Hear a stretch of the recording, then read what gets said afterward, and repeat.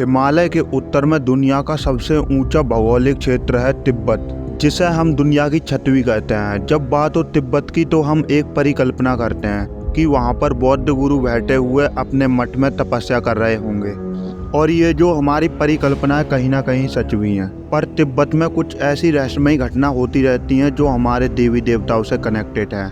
और यहीं पर मौजूद है एक अदृश्य नगरी जिसे हम संभाला नाम से जानते हैं। बताया जाता है संभाला में वो लोग राज करते हैं जिनकी उम्र लाखों सहस्त्रों वर्ष है, और कई लोग ऐसा भी मानते हैं यहाँ पर दूसरी दुनिया के लोगों का आना जाना है। तिब्बत के कई ऐसे शिलालेख जो एलियन को रिप्रेजेंट करते हैं। आखिर क्या है हिमालय में बसे तिब्बत और संभाला की सच्चाई? जानने से पहले चैनल को कर दीजिए सब्सक्राइब।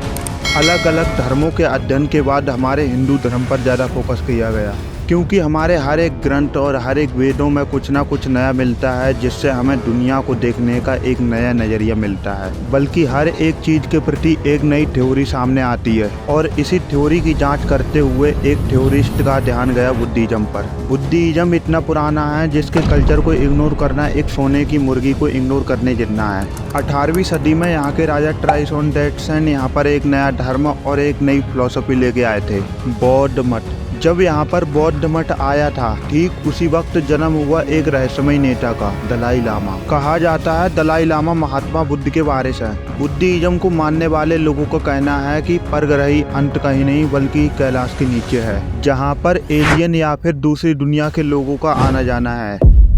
2013 में कुछ आर्कियोलॉजिस्ट की टीम तिब्बत पहुंची तो उन्होंने वहां की समृद्धि और पुरातात्विक अंशों के बारे में पता करना शुरू किया, और इसी जांच पड़ताल में उन आर्कियोलॉजिस्ट का ध्यान गया गूगे किंगडम पर। एक ऐसा साम्राज्य जो 1 लाख लोगों को अपने अंदर समेटे बैठा था। पर अचानक से एक रात में 1 लाख लोग पता नहीं कहां गायब हो गए, जैसे वो वहां पर रहते ही ना हों। इस साम्राज्य की शुरुआत हुई जब यहाँ के राजा अपनी प्रजा को लेके आए तो यहाँ की जगह पूरी तरह से बंजर थी और चारों तरफ बर्फ ही बर्फ थी। स्थिति इतनी कठोर थी कि यहाँ पर कुछ भी कर पाना संभव नहीं था। पर समय बीतता गया। इन हालातों के चलते किसी ने भी इस राज्य की ओर ध्यान नहीं दिया। पर 18वीं सदी आते आते ये राज्य इतना विकसित हुआ जिसकी किसी ने कल्पना भी नहीं की होगी। एक ऐसी जगह जहां पर लोगों को भूखमरी से मरना चाहिए था, वहां पर सारे संसाधन उपलब्ध हो गए। उनकी टेक्निक इतनी एडवांस थी कि 16वीं सदी आते आते पड़ोसी राज्य मित्रता के लिए हाथ बढ़ाने लगे, और पड़ोसी राज्यों ने विकसित होने का राज पूछा तो उन्होंने बताया कि वो एक संभाला नगरी की वजह से हैं। दोस्तों, संभाला नगरी एक ऐसी अदृश्य नगरी है जहाँ पर देवी देवता रहते हैं। ये नगरी वसी तो धरती पर है, पर यहाँ के सुख संसाधन स्वर्ग के बराबर हैं। इस नगरी को अलग अलग ग्रंथों में अलग अलग तरीके से डिफाइन किया गया है। सन 1673 में लद्दाख के राजा गूगे साम्राज्य पर आक्रमण कर देते हैं।